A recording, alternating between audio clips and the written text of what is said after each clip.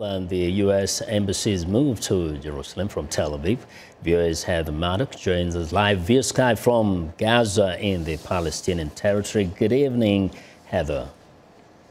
Good evening. Yes, now, it's been quite an eventful day in that part of the world. Give us a bit more of the reactions to the opening of the embassy or rather the moving of the embassy there, including the protests we've seen, the clashes and the deaths.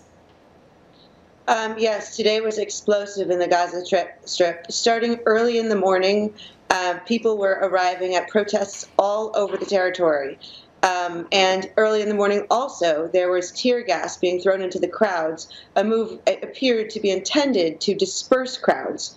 But it was not successful. People kept coming all day long, and by mid-afternoon, young men and boys were going through huge clouds of smoke they created with burning tires to the fences that separate Israel and the Gaza Strip, and tearing down some of these fences and breaking through in places. And that's where a lot of the deaths and injuries came through, is when they were actually breaking into the fences. And in fact, there are reports of dozens of people dead? There are reports of dozens of people dead, hundreds, maybe thousands of injuries.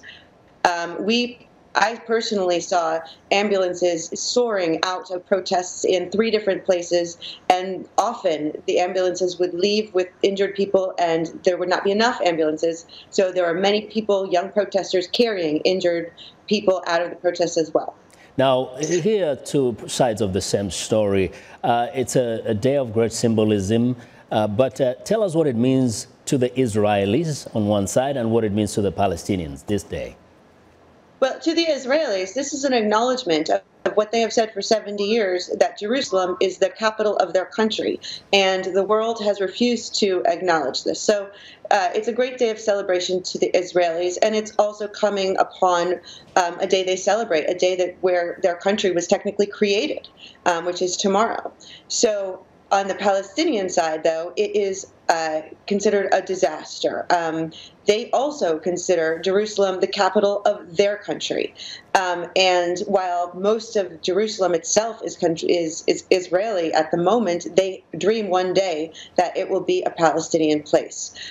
They are outraged about many things, including what for Israel is their creation. For Palestinians, they call it the disaster, and they honor that day because that's the day they say they lost their land, and so many of their families that are displaced even to this day lost their land in 1948 on this day. Now, go ahead. Heather, I just wanted you to quickly tell us, what are you hearing about what the future looks like? I mean, the peace process, the peace efforts and so on, and the coexistence of these 2 people.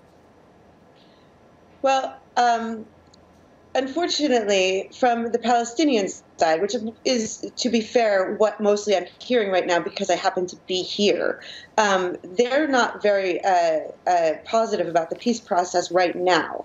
The Palestinian leaders in the Gaza Strip are calling for continued protests. And while they say they want them to be peaceful, they do encourage things like ripping down fences, which encourages Israelis to respond with violence. So in the very near future, we're looking at more protests and potentially more violence. Okay. Heather, thank you very much for your excellent reporting there. Appreciate it. That's viewers Heather Murdock reporting live via Skype from Gaza.